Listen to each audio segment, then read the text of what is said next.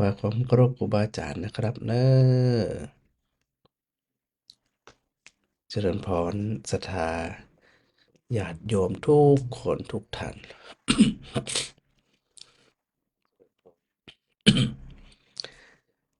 ก็ได้มาปะกันเหมือนเช่นเคยเนาะกับผู้ช่วยศาสตราจารย์ดอกเตอรพระครูศรีปวรบัณฑิตนะในยามค่ำคืนนี้เนาะสถานซึ่งก็ได้มารวมสนทนากับสถาญาติโยมในช่วง20:00ถึง22:00ตึงวันนี้เป็นวันอังคารที่9เดือนธันวาคม2568นะก็แฮมบะกี่วันแล้วนี่วันนี้วันที่9เนาะก็แฮม21วันก็จะขึ้นปีใหม่แล้วนี่นะ ดังนั้นศรัทธาแต่ละคนเนาะก็ได้ปากันฟังหน้าฟังธรรมสนทนาธรรมกันมาโดยตลอด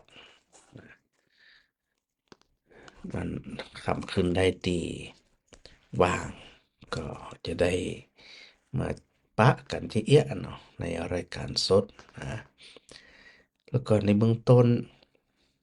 บอกกล่าวสาญาติโยมทุกคนนะที่ฟังรายการนั้น วิเลยสงฆ์นครลำปางจะได้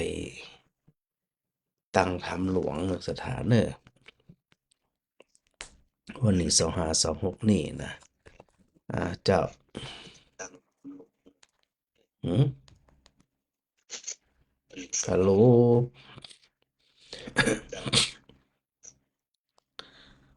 บ่ได้ยินแหละ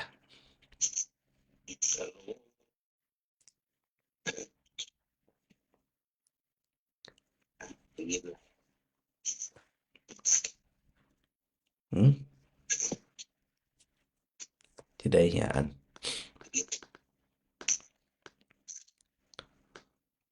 สงสัยเปิดละแล้วก็อันบ่ได้ฟังเนาะวันที่2526นะเดือนนี้ใกล้จะถึงละเนาะศรัทธาได้พากันไปฟังธรรมนะตั้งธรรมหลวงของนจร.วิไลสงฆ์นครลำปางกันได้รวมทำบุญทำกุศลก็ได้ปะกันทุกวันอ่าทั้งวันนะทั้ง2 วันนี่นะเจ้าเจ้าปู่เจ้าชัดเจนดีเจ้าชัดเจนใส่แจ๋วดีเนาะอืมผู้คักๆเหมือนกันยังบะคุกบะข้าวสักอย่างดิผู้คักเหมือนกันยังโอ้เขาถ่ารู้อันมันรับรื่นเลยนี่เนี่ยชัดเจนดี มันมีเสียงแสกแสงแสงอย่างเสียยัง ก็เงียบกริบเลยอี มีเสียงสันเขาคูอย่างเดียว ก็ดีละดีละมันที่ยังก็2526ปฏิทินนี่ได้ไหมปฏิทินแม่จะเอาวันใดดีอ่ะเอา25ก็ได้นะ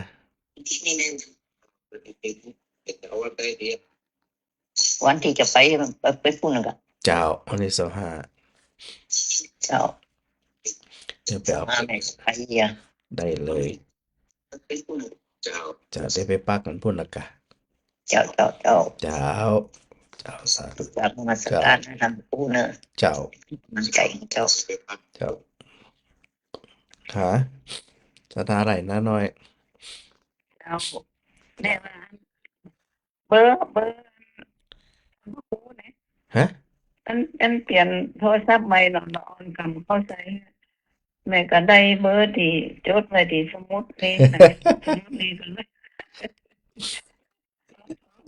แจ้งไว้นะมันหายไป7 มื้ออี sợ เจ้า hao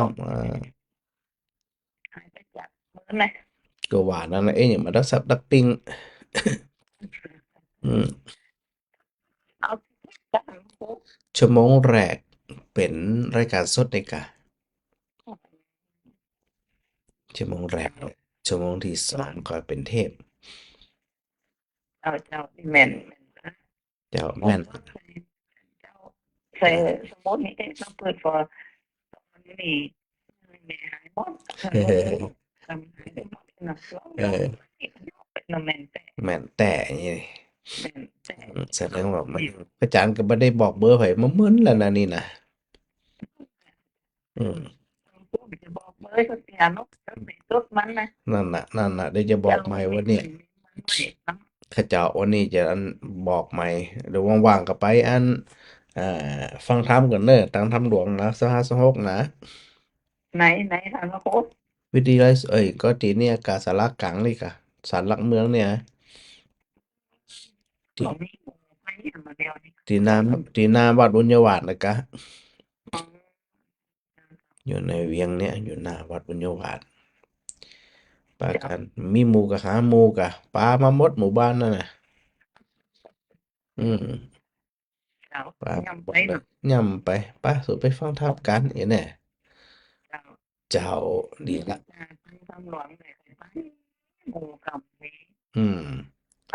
จำไปส่งกันโค้ด อืม ไปก็คุยกับเจ้า ปามาหมดเลยที่นี่นะอืมย่ำไปเนาะ เจ้า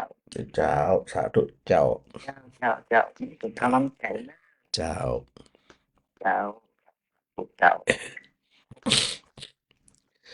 อันรวมทำบุญได้เนาะสถานเนาะถ้าเป็นเอ่อกันเทศน์นะกันเทศน์ก็สามารถรวมทำบุญได้นะ1,900เจ็ดกะ2,999 บาทกะธนาคารทหารไทยเนอะตามเลขที่กำลังไลฟ์เรื่อยๆอยู่หน้าอัน Facebook ที่พระอาจารย์ตั้งไว้ในหน้าสถานะก็คือ2,999ก็จะได้นี่แหละอืมแล้วก็สามารถที่จะรวมทำบุญผางประทีปเนาะเพื่ออันบูชาองค์สมเด็จพระสัมมาสัมพุทธเจ้านะ1,000 ดวงดวงละ99 บาทศรัทธาก็รวมทำบุญได้โดยโอนเข้าบัญชีของวินิสงฆ์นครลำปางบอกทั้งว่ากองทุนพัฒนามจร วิทยาลัยสงฆ์นครลำปางนะสถานะอันรวมทำบุญได้เลยธนาคารทหารไทยเนอะไผที่อันสะดวกที่จะโอนก็คือโอนเข้าบัญชีของมจรวิทยาลัยสงฆ์เท่านั้นนะสถานะ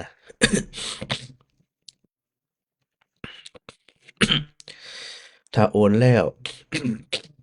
ถ้าโอนแล้วก็จะไปลืมส่งสลิปให้พระอาจารย์โดยแจ้งโดยอาจจะได้ประกาศอนุโมทนาบุญเนาะสถานเนาะธนาคารทหารไทยนะ328 720 1044328 720 1044อันก็จะพยายามทยอยอ่าบอกเป็นระยะเนาะสถานเนาะรวมทำบุญจะไปลืมว่าพอโอนแล้วก็ส่งสลิปให้พระอาจารย์โดยหรือว่าจะแจ้งความจำนงมาก่อนก็ได้บอกพระอาจารย์ก่อนว่าใครจะรวมทำบุญอย่างตัวใดนะคือความเหมาะสมเนาะสถานเนาะตามความสะดวกด้วยนะ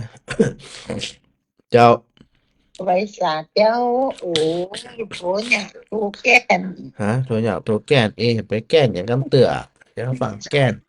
ไหนล่ะ น้อยเดียวนะกะ5 สายอ่ะเจนนัก อย่างก็จะคือผมรักกันหมดบ้านนี้ผมจะเป็นแม่กันไก่หัวอยู่นี่ กระแตกะ อันไหนๆก็ไปแต่อย่าบอกมันไปจะได้ไปรถจะก็ได้ก็ไม่มีหมอกตาสีนี่เดิน2 วันนั่นนะกะ มันก็เดินเอาเอง เดินมาก็2 วันถึงปลามาหมดหมู่บ้านนั่นน่ะเนอะเออเออไปหาไปเวียงนี่แหละป้าไปเวียงไปแอวเวียงแปะเอกะป้าเขาไม่แอวเวียงกะอืมปีหนึงจัดเดียวนะเวียงสงนี่นะเนาะเออได้มาหันหไปน้าหันตามันจะรอคนกับเลยไปเป็นซักจัดเจ้ามาจะรอจะไก่หน่อยอืมก็มาจัดติเนี่ยกะ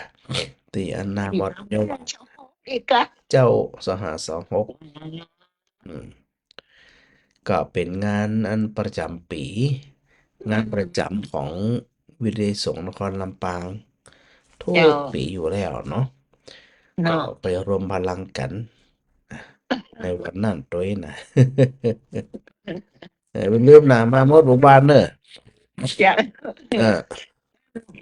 ถูกมันชื่อแซ่ถูกจีมให้วันนี้ว่าอาจารย์เราจะมาชดกำเตอร์กับชดอ่ะแต่สดชื่อแต่นี่ในตัดจะลอยอะเนาะเนาะยำไปเนาะอืมเออ ดีละถ้าสะดวกจะได้ก็อันแจงมาเนอะเจ้าเจ้าสาธุเจ้าสัตตุสาสัตตุธุสาธุเจ้าอ่าวันนี้เครือคำรอครับอ๋ออันนี้ไผหลานแหละโหนี่ยังมีกดเสียงได้กะฮะอะไรไอ้หยังฮัลโหลเนี่ยเอาอะนะหาพระติบเนอะได้เลยแหม่อ่าก็ได้ก็เจ้าถ้าผังปกติ99 บาทเจ้าไหนไปเฮือนที่สห้านะคะ ได้เลย25ก็สะดวกดีกะครับเป็น25นี่นะแม่ไปที่สห้านะแม่จะไปสห้าสหกแม่ไป2 วันไป2 วันค่ำเลย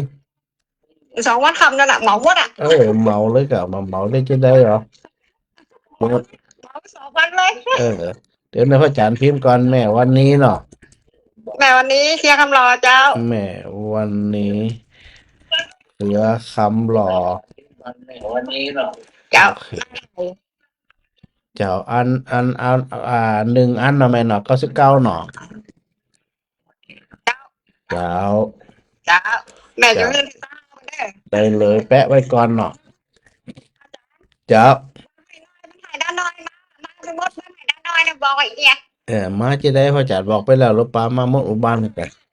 ได้ยินพระอาจารย์ว่าแล้วมันยามไปมาถึงหมดนะเสียชื่อเสียว่าวิญญาณก็มึงหูอ่ะใช่กันเนาะเขาจะมีโอกาสฟังแหมสักกี่ปีเนาะแต่พระอาจารย์แต่แบบโทรมาได้อันนี้หลานน้อยได้ได้เดี๋ยวป้าไปด้วยกันป้าหลานน้อยไปด้วยกันอาจารย์เจ้าป้าหลานน้อยไปด้วยเนอะเจ้าเออเจ้าสาธุนั่นบุญบุญรักษาเนอะเจ้าเอสาเจ้าโมสาทนาธุสาธุเด้อสาธุเจ้าเจ้าเจ้าสาธุเจ้าเจ้าก็ถือว่าเป็นปฐมฤกษ์นะ แหมวันนี้เครือคำหล่อเนาะเรียบร้อยฮะเจ้าเจ้าโอ้ขอแจ้งหน่อย แจ้งว่าอาจารย์โอ้ตัวสถาเจ้าสัญญาณของพระอาจารย์มันจะมันไข่มาไข่เต็มเสียงของสถาที่โทรมานะเจ้าครัมันบมีมาไข่ชาติครับมีปัญหาที่โทรศัพท์นะเจ้าสัญญาณนะเจ้าโทรศัพท์ไผของพระอาจารย์ก็มีสัญญาณของเวลาสถาโทรไปหาโอ้เราไปการสนทนากับสถาอันนี้ชัดขนาดนะชัดอยู่เจ้าลองถามสถาคนอื่นพอแล้วว่าเวลาพระอาจารย์สนทนากับสถามันจะขาดหายครับแล้ว เออเป็นยังย้มวันนี้ยิ่งจะเต็มเสียงยังทุกข้างอะค่ะเป็นไงเดี๋เดี๋ยวไปยวเป็นที่มาครับติดแล้วละวัน2 วันติดแล้วติดพระอาจารย์ออกอาการตอนแรกเราจะไปโทรบอกเราไม่ได้ลืมไปเลยอืมเป็นแต่พระอาจารย์ไปปั๊บตรงนี้ติเพื่อนว่าอันไปโทรไปถามน้องนาฏติว่าบอกอันนี้บ่เกี่ยวครับโทรศัพท์เจ้าสัญญาณเนี่ยอย่างก็กะ น่าจะดีแล้วนะเดี๋ยวอันไปฟังธรรมตั้งธรรมหลวงไปฟังธรรม2 วันข่าวเนี่ยมันถึงหายคนเดียวมัน อืมอืมจะจานจะปูจาอย่างก็เอเขาอทิพน้อยนั้นอ่ะเออเดี๋ยวเขาติดเดี๋ยวพระอาจารย์จะประกาศก่อนว่าอันเขาติดไม่มีอย่างพองเดี๋ยวรออาจารย์ดรมหากิรติก่อนเนาะเป็นเนี่ย ปีนี้เป็นจะได้เนาะทิพคนจันทร์เหมือนนั้นเนาะปฏิพระอาจารย์โอ้รับรอง วันนี้เพื่อนรายการนี่สุขภาพพระอาจารย์ ก็อย่างที่ว่านะกะเหมือนเดิมนะเหมือนแต่ว่าเปรียบเลยเสียงเหมือนเดิมวันเจ้านี้ขึ้นเลย แต่เจ้าแม่อันก็แม่โดนเอายามึงแหม โอ้โหฉันยาอย่างไรเจ้าย าอันนี่คอเจน ฉันมองผู้เหลืองแก้แป้แล้วยาแก้แป้แล้ว แกแป้บ่ได้ฉันจะกลัวมันก้าน กินแต่ดิคาเจนอย่างเดียวล่ะ กลัว ฉันดิคาเจนอย่างเดียว กลัวมันก้านก็เลยบ่กิน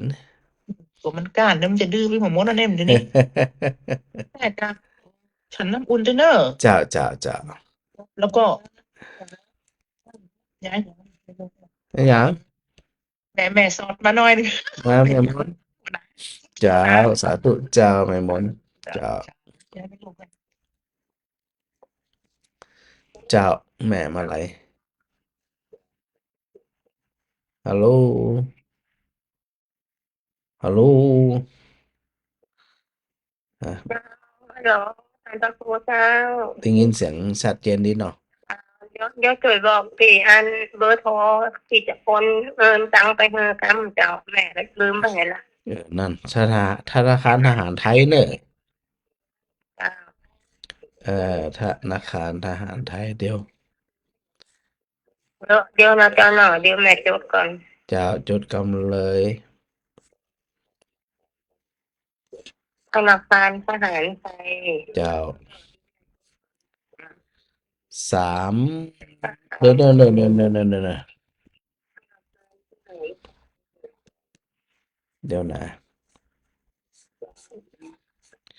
ยวนะ52ทหารไทย เดี๋ยว523อ่า ขออภัยเอาใหม่328ทหารไทยทำไมนะเจ้าหน่อย เออแม่ไปอยู่กำเสียงสะท้อน7 2 0 8 7 2 0แล้วเราก็หน่อย เจ้า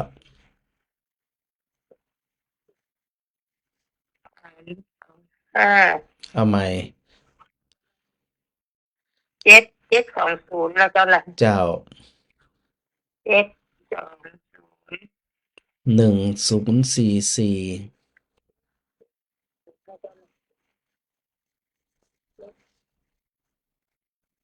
1044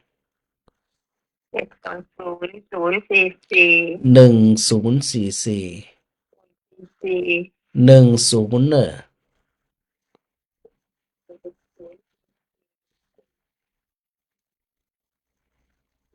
1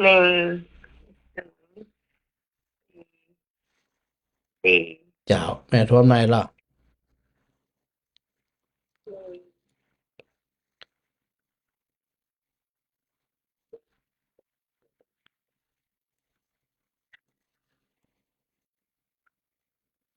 แม่ทวนใหม่ละ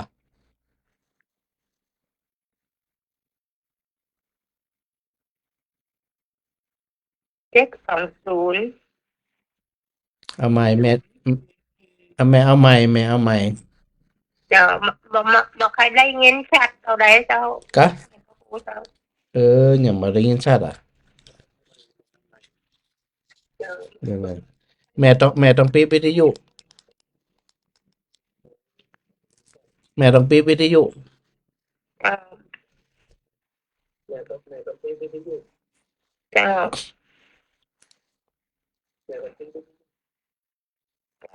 โอเคโอเคทำไมนะ328ได้ยินก่อนฮะ ก็ว่าเสียงบ่ดีแก0เอาไม้แหมเอาไม้ฮัลโหล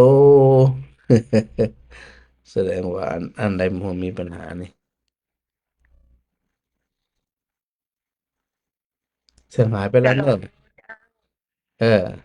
328720มันจะเริ่มไหมเออมัน720จ่ายเอาไม้จะเอาใหม่เจ้าเอาไม้หมดเลยเนอะบอกใครได้ยินชัดนะเจ้าเป็นอย่างนั้นฮะกะ แม่พิทยุแม่ก็ปิดแล้วนะเจ้าเอเดี๋ยวเนอะพระจันทร์ไปเพิ่มตอนใดไปด้วยนี่แหละอันนี้ก็เลี่ยงเต็มที่แล้วนะ จ้าอืมเอาไม้328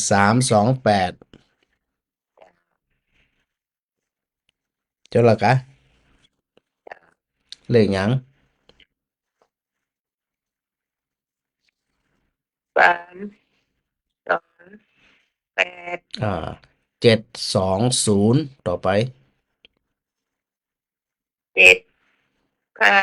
79720720เจ้าเจ้า720โอเคแล้วก็เนาะ3287201044 จ้า1 2 4 1บ่ถูกละเดี๋ยวมันเป็นตอนใดมันถึงบ่ชัดนี่บ่เข้าใจเดี๋ยวเนอะพระจันทร์ไปเร่งตอนใดบ่เดี๋ยวนี้ต้องโทรมาใหม่คำละแม่เอาไปโทรมาใหม่เอานะเอเจ้าอเนาะเออเออ นะเจ้าแม่มเออเสียงบ่ได้ยินหรอเป็นเพราะหยังบ่หุ้นเด้อ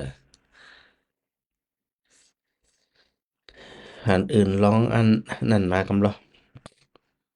เสียงวิทยุบ่ชัดก็จะได้บ่แน่ใจฮะแม่นาฏสารดรชัดก็บ่ชัดหายบ้านกรรมเจ้าอาจารย์ จะได้มาถึงหายฮะอุปสกรรมเดี๋ยวเสียงก็หายไปเลยดับไปเลยอุปสกรรมก็มาแล้วก็ก็อย่างโง่เดี๋ยวพระอาจารย์ลองเปลี่ยนเปลี่ยนไมค์ผมก่อนจะลองเปลี่ยนตัวนี้ก่อนถ้าจีชัดกำชัดเหมือนเดิมก็เหมือนฮะฮัลโหล เปลี่ยนมันกรรมอาจารย์เป็นตัวอย่างโง่เนี่ยแหละเออ เสียงว่าอาจารย์ไม่ได้ยินจากคนโทรอ่ะกะแต่พระอาจารย์ได้ยินเสียงสทาชัดนะเจ้าเจ้าก็ฟังเจ้าว่าทางนี้ของพระอาจารย์ดีก็ว่าเพราะทักของคนโทรไปมาดีเนี่ยนั่นแล้วคนอื่นได้ยินก็ได้ยินมาคนนี้นะเรา อืมฟังพระอาจารย์ดูนะแต่ไม่ได้โทรหามาได้นั่นน่ะหายแซบหายสอยนี่นะ ดูดีว่าได้เจ้าดิทินบ้านกระโบเย็นเท่าไหร่อ๋อเจ้าเป็นปฏิทินแล้วไปอยู่กะมจรอันวันที่25 26นี่เดี๋ยวต้องพอกันเจ้าก็บอกกันนี่กันกับพอของเขาโอ้ไม่ใช่เฮียพอต้องบอกว่าเขาปวดใจปวดเนี้ยพอถึง25 26ห้ามปวดเนยกะคือมันหายเลยนะวันนั้นนะเจ้านั่นน่ะกะบันทำมันไปกะ เมื่อกี้เราปัญหาเบอร์โทรอันเบอร์เนาะก็ว่านั่นน่ะถึงเจนมันถึงบ่ชัดนะหาไปเลยนะอาจารย์เดี๋ยวอาจารย์บอกมันก็หาไปเลย เจ้าเดี๋ยวก็เดี๋ยวอันพระอาจารย์ร้องนั่นใหม่ร้องใหม่คณะที่พระอาจารย์นั้นอ่าไลฟ์ให้ก็บอกในสถานีจริงๆเสียงพระอาจารย์ชัดมันก็เจ้านั่นน่ะคือสถานหลายจดตอนที่พระอาจารย์อู้ก่อนก็แล้วกันเนาะเจ้าสาธุแม่นัดไม่ได้สนใจสาธุสาธุเดี๋ยวเดี๋ยวร้องเพราะว่าอันเวลาสถาจดเลยนะ ที่แม่มาหลายเพิ่นบ่ค่อยได้ยินแล้วก็อาจจะมีปัญหาอย่างนั้นโยมก่อนลงมาเพิ่นว่าตะกี้นั่นน่ะเนาะว่าบ่ค่อยได้ยินเสียงสถาตอนนี้จดไปก่อนเลย นะบัญชีของวิสงฆ์นครลำปางเท่านั้นนะสถานนะ เวลาหลวงทำบุญตังทำหลวงจดไว้เนอะอันบัญชีมึงก็บัญชีของธนาคารทหารไทยนะทหารไทย หมายเลขบัญชีเนาะสถานจดเลยเนี่ย3287201044นะสำหรับสถานที่มันสแกนประจ่างเดี๋ยววันหลังประจ่างจะเอาตัวสแกนให้ขึ้นหน้าจอ เบอร์สถานมันจะได้สแกนเนาะ บอกคำกำเนิดธนาคารทหารไทยหรือว่า TTB นะ เป็นนั้นกองทุนพัฒนามจรวิไลสงฆ์นครลำปาง หมายเลขบัญชีคือ3287201044นะพระอาจารย์ครับละเจ้าแม่ กราบนมัสการเจ้าท่านพระครู เจ้าได้ยินดีกว่า เสียงพระอาจารย์ได้ยินชัดเจนจะดีนะเจ้าแต่เสียงของญาติโยมที่โทรหาพระครูนะเสียงคล้ายๆได้หายเจ้า แต่อันนี้พระอาจารย์ก็ได้ยินเปิดจัดดังแล้วนะ ที่ออกในสวนวิทยุมันจะขาดได้หายมันยากตั้งแต่คืนมาแล้วเจ้าก ะนั่น มันยากตั้งแต่คืนที่โยมแม่โทรหาพระครูแล้วก็ท่านพระครูหับของสถานคนอื่นน่ะ มันจะเสียงอากาศหาย เป็นอย่างที่อันแต่ว่าพระอาจารย์ได้ยินชัดเลยนะดังขนาดนะ เจ้า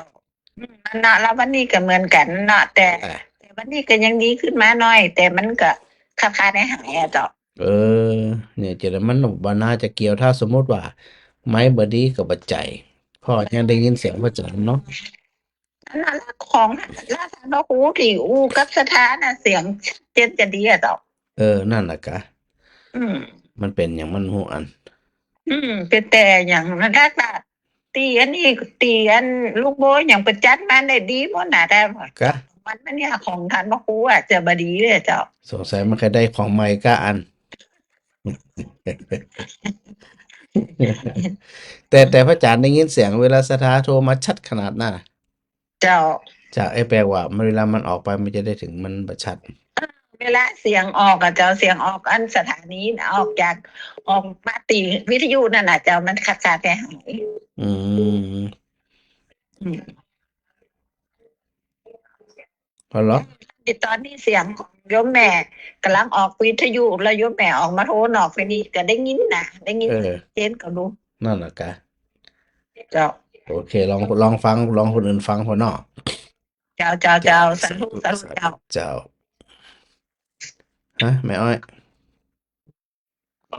เสียงชัดเจนดีขนาดเนาะ กะอันเสียงคนอื่นได้ยินดีกว่าเวลาเปิ่นโทรเข้ามา เสียงคนอื่นก็ได้ยิน นั่น แสดงว่าเป็นตีอันวิทยุสถานละที่นี่นะ ถามเบอร์ธนาคารกับแม่ก็จด อันนี้ แสดงว่าอันวิทยุสถานต้องเอาไปจุ่มน้ำสัก3 รอบ แม่นั่นเปิ้นใช้จานนี่น้อยก็ ก็หวานนั่นแหละเป็นอย่างนั้นเดี๋ยวมันบางทีเนี่ยไอตัวสัญญาณหมูเนี่ยมันต้องทำใจ มันต้องดีผ่องบดีผ่องในนั่นแหละค่ะ ชัดเจนนี่สไตล์พังบ่ แหละลองฟังคนอื่นเพราะว่าบางทีมันเป็นบางช่วงบางจังหวะนะ มันเป็นอย่างสักอย่างอะมันกระท่อนมันกระแท่นอย่างสักอย่างอะ ดีละอันนะ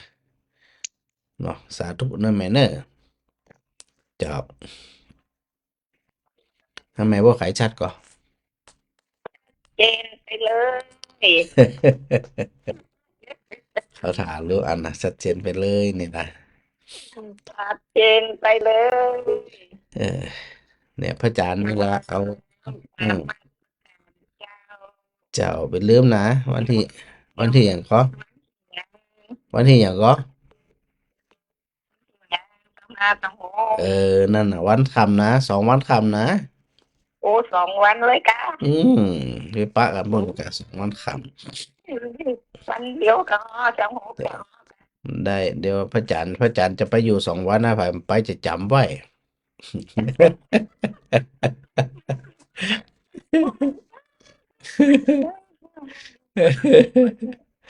ดีแล้วครับบุญชัดเจนนี่นานหน่อยนะเจ้าสาธุเจอกันเนาะพระอาจา เจ้าร ย์เนาะ เจ้าสาธุเจ้า อาจารย์ เจ้า บิณฑบาตไม่ได้ เนี่ย ปีนี้ก็มานะถ้ามา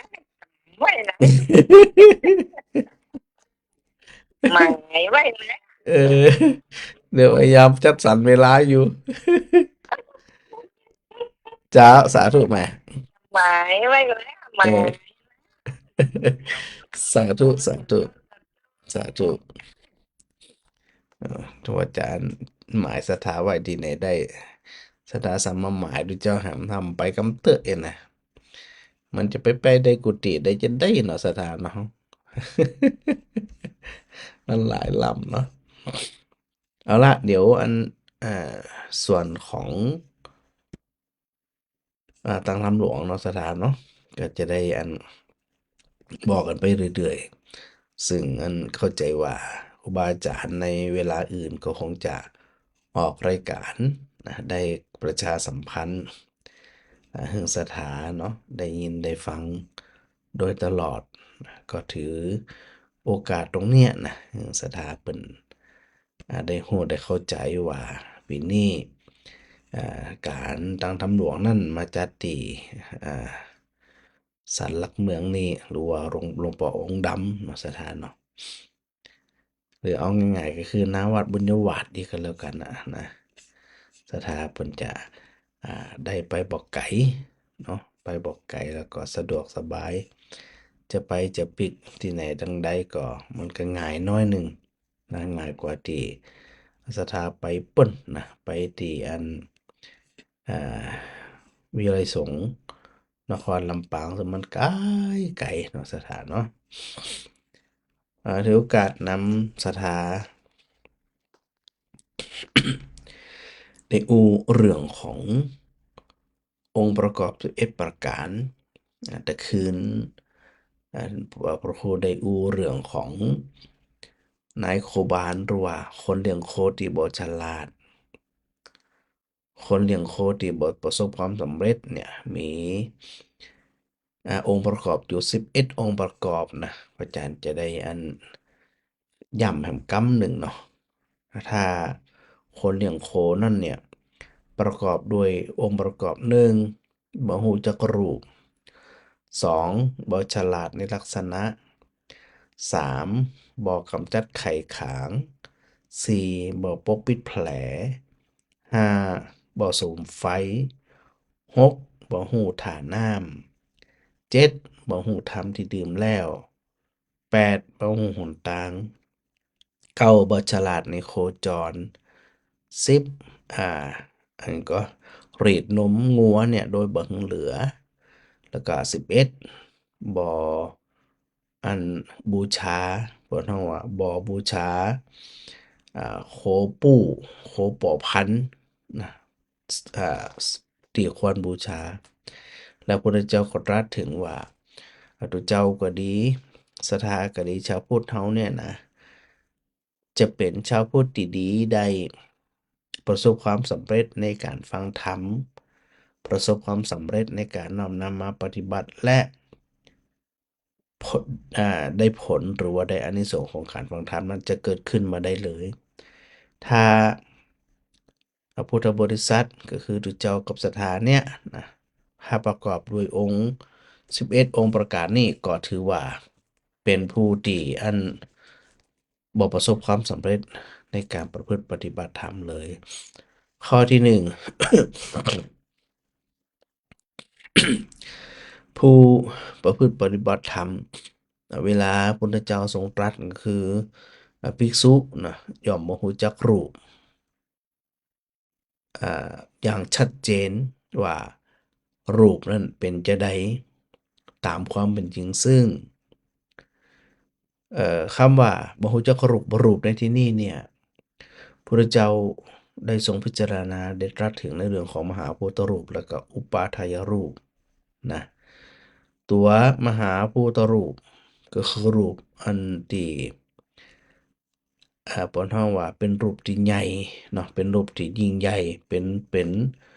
รูปที่เป็นเก้าเนาะเป็นเก้าเป็นประธานในรูปที่เป็นเก้าเป็นประธานนั่นเนี่ยก็คือเรื่องอย่างของเรื่องอย่างเรื่องอันถาดดินเนาะถาดน้ำถาดลมถาดไฟนะในถาดดินถาดน้ำถาดลมถาดไฟเนี่ยสี่ถาดจะหู้หรือไม่รูปสี่รูปนี่และนอกจากนั้นมีอุปาทายรูปคือรูปอาศัยแห่งเสาสี่ประการในเสาสี่ประการล้วนแต่เป็นรูปอาศัยทั้งสิ้นเอาตัวแรกก่อนมหาพุทธรูปซึ่งถาดดินก็ตามถาดน้ำก็ตามถาดลมก็ตามถาดไฟก็ตามที่มาประกอบกันเป็นเนื้อนามมังสามีชีวิตนะที่อันเป็นอยู่เนี่ยถ้าเมื่อใดก็ตามแต่ผู้ประพฤติปฏิบัติธรรมเนี่ยบ่เคยใส่ใจบ่เคยพิจารณาว่ารูปร่างกายของเขาเนี่ยที่แท้มันก็ประกอบด้วยธาตุดินธาตุน้ำธาตุไฟธาตุลมซึ่งธรรมชาติก็คือจะได้ดินจะมีลักษณะแข็งๆก็น้ำก็มีลักษณะเหลวไฟก็คือมีความร้อนมีการเผาผลาญแล้วก็ลมเข้าลมออกนะลมพัดพาในอันร่างกาย คือพิจารณาคือหันชัดว่าจริงๆเนี่ยมันก็เพียงแค่ธาตุทั้ง4ประกอบกันเป็นมหาพุทธรูปพอธาตุใดธาตุหนึ่งย่อหย่อนลงไปบกพร่องลงไปก็บ่สามารถที่จะพยุงกายลงไปได้นะอันหยังก็ตามอะดินบกพร่องลมบกพร่องไฟบกพร่องน้ำบกพร่อง มันก็ก่อให้เกิดโรคภัยไข้เจ็บโดยที่สุดแล้วบ่ว่าธาตุดินธาตุน้ำธาตุไฟธาตุลมในร่างกายของเขาเนี่ยจนที่สุดไปบ่ได้แล้วเนี่ยมันก็จะต้องยกตกอยู่อย่างเดียวคือมันหมดกำลังเหมือนกับเรายิงหนังสติ๊กเนี่ยยิงกงเนี่ยนะยิงเข้าไปบางคนก็อาจจะยิงได้น้อยมีกำลังน้อยยิงไปน้อยเดียวนะมันก็ตกคือมันหมดกำลังไงลูกกงนั้นมันก็ตกลงไป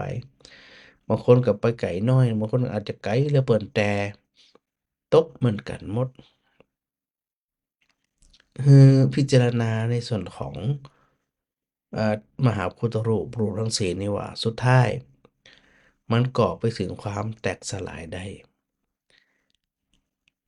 เมื่อใดก็ตามถ้าเราบ่ได้ใส่ใจบ่ได้พิจารณาความจริงแบบนี้เนี่ยมันก็ก่อให้เกิดการหลงนะเกิดการหลงเป็นการบ่ฮู้เป็นการถูกอวิชชาความมืดบอดเนี่ยเขาครอบงำ เข้าใจว่ารูปร่างกายเขาอย่างเขามันต้องเป็นจี้นะบนห้องว่าเพราะบ่มีสติปัญญาในการเข้าใจความจริงที่เนี่ยมันบ่ต่างอันหยังกับคนเลี้ยงโคที่บ่รู้จักรูปลักษณะของโค จะฮู้พอบ่ฮู้แล้วมันจึงก่อให้เกิดการยึดถือยึดมั่นถือมั่นทุกอย่างเดียวก็บางคนเนี่ยบ่เกยพอตัวเก่าพอแย้งแหวนบ่กล้าแย้งล่ะเห็นผมงอกก็บ่ไหวล่ะทนบ่ได้รับบ่ได้หันหนังมันเหี่ยวก็รับบ่ได้ทนบ่ได้อีน่ะยอมพ้องหยังพ้องอีกมันก็บ่ฮู้ว่าอาจจะเป็นเพราะรับบ่ได้หรือว่าอาจจะเป็นเพราะดูแล้วมันเห็นน้อยหนึ่งอีกก็ได้แล้วแต่ทั้งนี้ทั้งนั้นถ้าเราบ่เข้าใจเนี่ยเขาก็บ่ต่างกันหยังกับคนเลี้ยงโคที่บ่ฉลาด แล้วนอกจากนั้นยังมีอุปาทายรูปที่เข้ามาอาศัยแห่ง24ประการ24ประการมีหยังพ้องเพิ่นฮ้องว่าจักขุประสาทสัมผัสคือตาโสตประสาทฆานะประสาทชิวหาประสาทกายประสาทก็คือหยังตา หูจมูกลิ้นกายใจที่เป็นประสาทประสาทตาประสาทหูประสาทอันดมกลิ่นประสาทลิ้มรสแล้วก็ประสาทสัมผัสอันนี้เป็นรูปนะสถานนะเป็นรูปแต่เป็นรูปอาศัยนะเพื่อนห้องว่าประสาทรูปก็ซึ่งก็มีอันอารมณ์อยู่5อย่างที่ได้กล่าวไปแล้วตาหูจมูกลิ้นกายใจ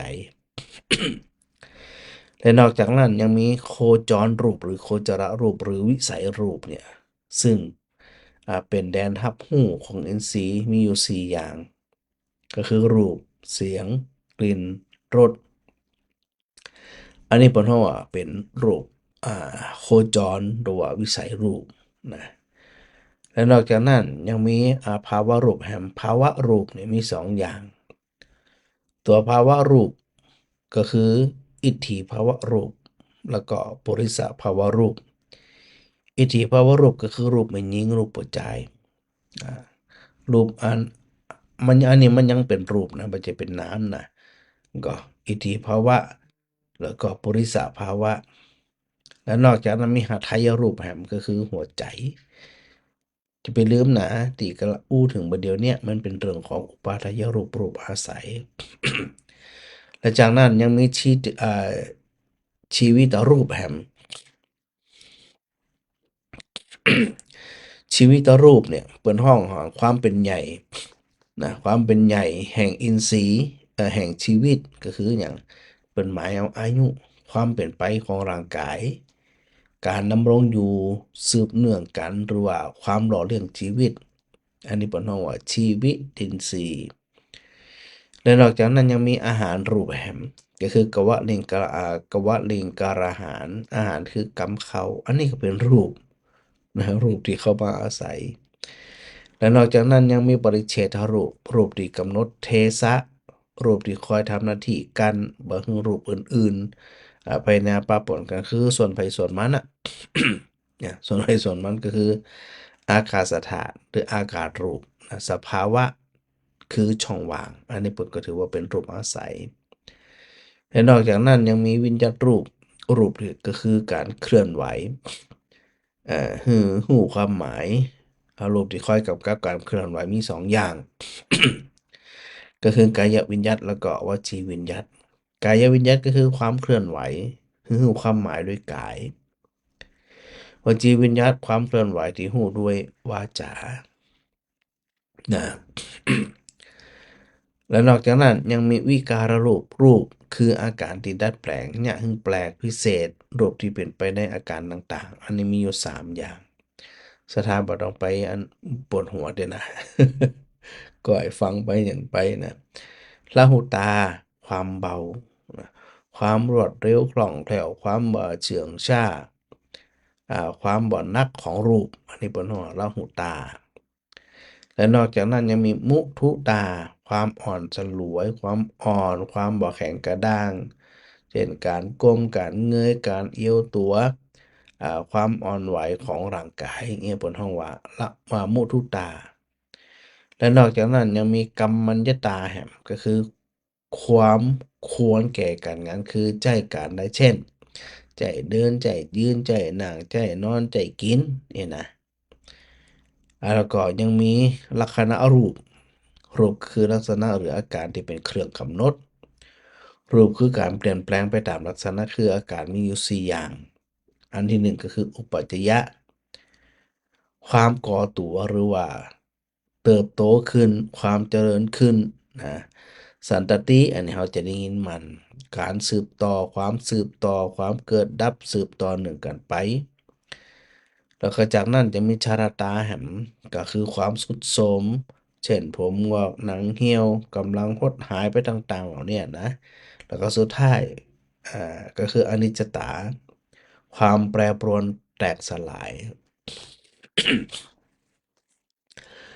อุปาทายรูปถึง24ประการเนี่ยเป็นรูปที่เข้าไปอาศัยมหาภูตรูปนะที่บนบอกว่าบ่ฉลาดนะนายโคบานหรือว่าคนเลี้ยงโคที่บ่ฉลาดเพราะอย่างเพราะมันบ่ฮู้เรื่อง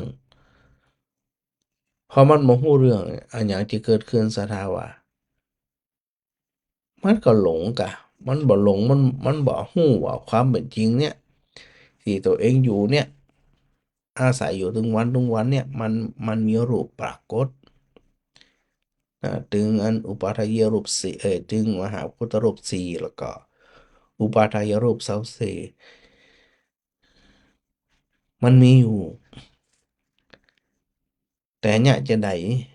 เขาจะเข้าไปพิจารณารูปร่างกายเรานี่โดยเฉพาะสองโลกสุดท้ายมันก็ชราตากับเนี่ยกับอันอนิจจตา มันมีแต่เสื่อมลงเสื่อมลงมันจะมีเจริญขึ้น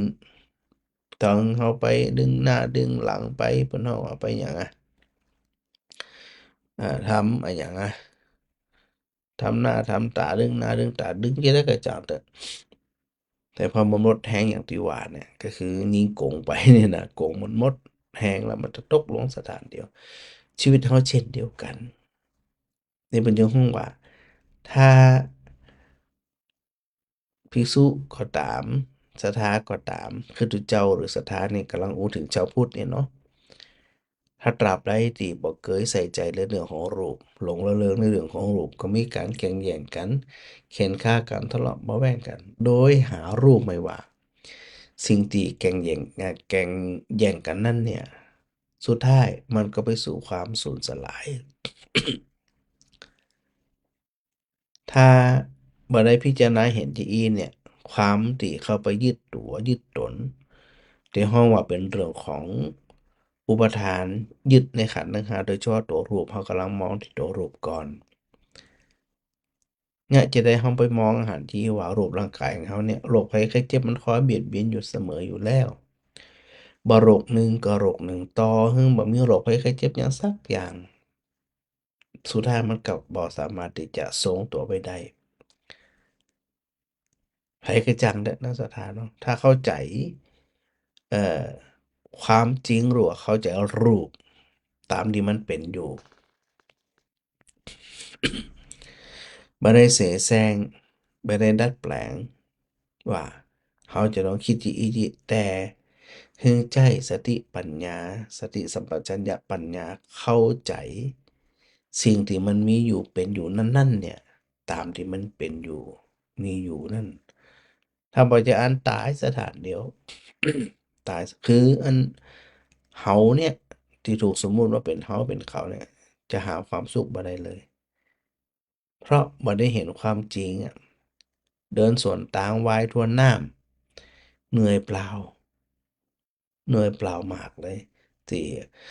ได้บอกสถานอยู่เสมอว่าส่วนมากเนี่ยเราปุถุชนทั้งหลายชอบเดินทางอ้อมนะหรือบางคนบ่ชอบเดินแต่ชอบแวะสวนดอกไม้ชอบชม สวนอุทยานต่างๆมันเพลิน มันเพลินในรูปมันเพลิน โดยหารู้ไหมว่าตัวเองกำลังเดินทางไปสู่อย่างไปสู่ความหลุดพ้นอันนี้เป็นวิถีของชาวพุทธโดยตรง แต่ถ้ามาแวะหันแวะซ้ายแวะขวาติดใจหันติดใจนี่หลงหันหลงนี่ไปมันได้แล้ว มันไปชอบเฮีย โดยหารู้ไหมว่าสมมุติเราไปชอบดอกไม้สวนดอกไม้งามนี่นะตอนมันงามแต่ถ้าเขาไปหลงแต่ถามหาดอกไม้เหล่านั้นมันจะอยู่ได้สักกี่วัน มันจะงามได้สักกี่วันสุดท้ายมันก็เหี่ยวเฉาร่วงโรยเน่าเหม็นย่อยสลายไปในที่สุด มันแค่นั้นแต่นะสถานะพุทธเจ้าเวลาแสดงธรรมให้เฮาทั้งหลายเนี่ยใจสติปัญญาเข้าใจโดยถ่องแท้โดยตรงๆโดยชัดๆบ่ใช่ว่าอันเอ่อถูกไอ้หยังถูกมันสิ่งที่บ่ใช่บ่ถูกต้องเนี่ยไปขัดขวางเนี่ยเพราะมันบ่ฮู้มันบ่หันน่ะไปขัดขวางพอไปขัดขวางแล้วไปขวางกั้นเหียแล้ว มันก็ไปต่อบ่ได้ดังนั้นเนี่ยสุดท้ายจะไปลืมว่าหลายสิ่งหลายอย่างที่มันจะไปต่อบ่ได้แล้วเนี่ยคือเฮาทั้งหลายเนี่ย หลงกันเริงหลงเพลินอยู่ ซึ่งทั้งที่ฮู้ว่าสวนดอกไม้มันก็ย่อมเหี่ยวเฉาตัวเฮาเองมันก็จะต้องไปต่อบ่ได้เพราะโดยสุดท้ายมันหมดสภาพ แล้วก็ไขหึงอันสถาอันนี้กล่าวเกริ่นไว้ก่อนนะจะจบอันใดบ่ฮู้อะสถาทวงเอาก็แล้วกัน พุทธเจ้าตรัสถึงความตั้งใจมั่นในการไตร่ตรองโดยอาศัยตัวสมาธิ เข้าไปเข้าไปอันเปิ้นว่าว่ากำมันเข้าไปอันจดจ่อชัดเจนระลึกถึงชัดเจน แต่ว่ามันจะไปถึงตัวเอ่อตัวไปเห็นแจ้งเห็นจริง ตัวสมาธินิมิตเนี่ยมันไปต่อบ่ได้เลย เพราะมีสิ่งทั้งหลายเหล่านี้คอยขัดขวางอยู่ อันนี้กล่าวเกริ่นไว้ก่อนนะ1วิจิกิจฉาความลังเลสงสัย2อมนสิการความที่บ่ทำไว้ในใจคือบ่ใส่ใจ3ถีนมิทะความเคลิ้มและความอันง่วงงุ้นง่วงเหงาเหานอนซึมซื้อนะฉัมพิตตะความสะดุ้งหวาดเสียวหวาดกลัวอุพิละความตื่นเต้นทุนทุละความขนองหยาบกล้าอาจารัฐวิริยะความเพียรที่ปรารภจัดจนเกินไปอติดีนะวิริยะความเพียรที่ย่อหย่อนเกินไปอภิชัปปาความประสานอยากนานัตตสัญญาความใส่ใจไปในสิ่งต่างๆและรูปานังอตินิจฉายิตัฏฐะความหลงระเริงต่อรูปทั้งหลายจนเกินไปแหม่อันนี้เดี๋ยวมีเวลาหรือสะดวกบ่ได้ก็ค่อยจะปิกมาจวนสถาได้พิจารณาดังนั้นเนี่ยวันนี้ได้ข้อเดียวก็คือในเรื่องของรูปไปเห็นแท้ๆนะรูปร่างกายเฮาบ่อาบน้ำบ่แปรงฟันบ่ขัดสีชเววันมันก็ไปได้หยัง ความเป็นจริงร่างกายเนี่ยมันเตือนเราตึงวัน แต่เราหลงเพลินจนคิดว่ามันจะอยู่กับเราตลอด หลงตลอดนะคนเหล่านี้เนี่ยถ้าหลงแบบนี้หลงรูปแบบนี้เนี่ยเปิ้นฮ้องว่าหลงตายนะพอจะตายไปหลงอยู่บ่ฮู้เรื่องฮู้ราวแต่สำหรับคนฮู้เปิ้นปล่อยวางได้ ปล่อยได้วางได้ช่วงที่ยังมีกำลังอยู่ที่ได้อู้วัตวาก็หาบอกสถาตวานี่ว่าตราบใดที่เรามีกำลังอยู่เราทำหน้าที่ของเราแบบตรงๆอย่าไปลืมนะเวลาพระพุทธเจ้าทรงแสดงธรรมประกาศธรรมนะคนจะเลื่อมใสบ่เลื่อมใสพระองค์บ่ค่อยใส่ใจใส่ใจเพียงแค่อย่างเดียวก็คือคนฟังเนี่ยเพิ่นได้เข้าใจสาระธรรมสาระชีวิตความจริงของชีวิตแล้วก็อ่าถอนนะถอนความเศร้าโศกความพิไรลำพันธ์ความทุกข์ยากลำบากโดยเฉพาะทุกข์ใจถอนสิ่งเหล่านั้นออกไปจากใจเพื่อจะไปนำขอสู่ความเป็นอิสรภาพของจิตใจมันต้องเค้นเหมือนกันนะสถานะเค้นใส่ใจพิจารณาไตร่ตรองงานชัดๆถ้าว่าจะเอาจะหลงอยู่อย่างนั้นหลงเขาผ่องหลงเขาผ่อง หลงตัวเก่าก็มีหลงคนอื่นก็มีหลงสิ่งอื่นก็มีที่มันเป็นรูปทั้งหลายเนี่ยนะก็จะต้องใส่ใจพิจารณาถ้าต้องการเป็นนายโคบาลคนเลี้ยงโคที่ดีที่ถูกต้องได้จะเป็นพระเจ้าจะเป็นศรัทธาเป็นอุบาสกอุบาสิกาเป็นชาวพุทธที่ถูกต้องได้ก็คือจะต้องใส่ใจพิจารณาในเรื่องของรูปที่พระพุทธเจ้าทรงตรัสในเรื่องของอนัตตลักษณสูตร ก็คือทรงแสดงลักษณะของความไม่มีตัวไม่มีตน แต่ส่วนมากเขาจะยึดไงที่ว่ามหาพุทธรูปก็ดีปัจจยรูปก็ดียังมีอยู่มันก็มีกะที่มันเป็นเฮาได้เพราะมันถูกเอามาหล่อรวมกันเป็นอันเดียวถึงความเป็นจริงแล้ว ส่วนไปส่วนมันแยกไปแล้ว หาคนใจหาเขาใจหาเฮาใจไม่มีไผสักคนอะเขาไปหลงทิ่มตายนะหลงเฮาหลงเขาหลงอันหมู่เฮาหลงหมู่เขาพวกเฮาพวกเขา มันโอ้โหมันจะหาความสุขสงบได้จะได้นั่นการเข้าใจธรรมเนี่ยสถาก็บ่ต้องไปคิดอย่างไรคิดไตร่ตรองพิจารณาที่พระพุทธเจ้าได้ทรงตรัสสอนเราทั้งหลายให้เข้าใจแบบตรงไปตรงมาแบบนี้เนาะเพื่อจะเป็นประโยชน์ในการที่เราเข้าสู่พระศาสนา แบบซื่อๆแบบตรงๆเนี่ยนะ ก็อยากจะให้หมู่เราทั้งหลายเนี่ยน้อมนำไปประพฤติปฏิบัติตามแบบฉบับของอันเอ่อชาวพุทธพุทธศาสนิกชนที่มีคุณภาพเนาะที่เข้าใจในเรื่องราวต่างๆที่มันถูกต้องใดเนาะ แม่ชุติการรอดพยานนมัสการท่านพระครูนะแม่สมจิต25บานฟ้อนไป1 คันรถเจ้าดีมากเลยเดี๋ยวไปปะกันที่ศาลหลักเมืองเนอนาวัดบุญญาวาสนี่นะเดี๋ยวไปปะกันไผว่างก็มาถึง2 วันก็ได้นะเราจะไปลืมหาไผสะดวกบ่สะดวกจะได้จะรวมเป็นเจ้าภาพการเทศน์ก็ได้นะ จะรวมเป็นนั้นทางปริกรหรือจะไปบูชาปฏิทินของวิทยสนครลำปางก็ได้แจ้งชื่อแจ้งเสียงแจ้งอย่างมากับพระอาจารย์เนาะ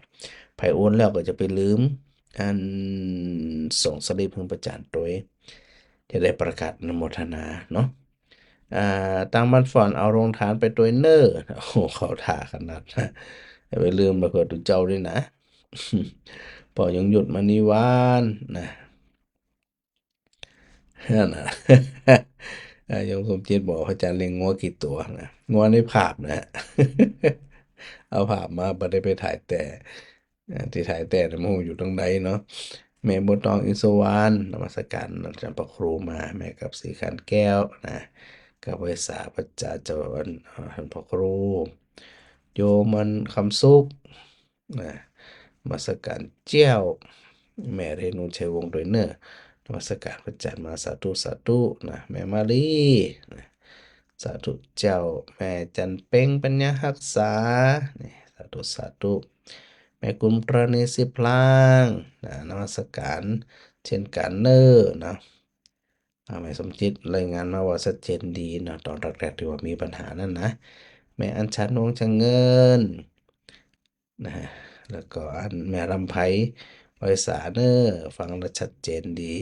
แม่มารีได้ยินชัดนี่รายงานผลโดยสาธุแม่สุนันทานมัสการเจ้านะอ่าโยมมันวินดวงปินตาเนี่ยหายไป7 มื้อแล้วก็ อันนี้น่าจะส่งอันก็อันแจ้งผลครับฟังมาอาจจะเป็นเพราะคลื่นกอเองนะสาธุด้วยเนอร์โยมแม่เพ้นกาฟังเนี่ยนมัสการมาฮะ โยมสมจิตไปสหวันเนี้ยเจ้า เป็นอย่างเอาสะดวกกว่าเนาะแม่มารีขนมไทยนะสาธุสาธุแล้วก็26ไปเนี่ยนี่ไปโรงเรียนลูกเนนเข้ากำเจ้าที่วัดตาผาอ๋อเป็นอย่างแล้วก็โยมแม่ดากันดาทาแก้วสาธุด้วยเนอะแล้วก็แม่พิสมัยสีเสพทำรงนี่ให้อ่านเจียอ่านเสียงไปเร็วนะ2526แต่จะรวมเป็นเจ้าภาพส่วนใดส่วนหนึ่งก็ได้แจ้งมาได้ตามอัธยาศัยเลยเนอะบุญกรรมบุญจูบุญรักษากูครูกูคนเนาะได้ใส่ใจพิจารณาในรูปนะเขาจะเป็นชาวพุทธดีๆที่ฉลาดหรือว่าเป็นชาวพุทธที่บ่ฮู้เรื่องฮู้ราวประดุจดังในโคบานที่บ่ฮู้เรื่องฮู้ราวโดยเฉพาะตัวแรกเขามีถึง11ประการ วันเนี้ยได้อูแขกตัวเดียวก็คือในเรื่องของรูป ก็บุญคำบุญจุกูคูกูคนแล้วก็กราบไหว้สาครูบาอาจารย์ทุกรูปด้วยนะครับมาขออนุญาตกราบลาครับผม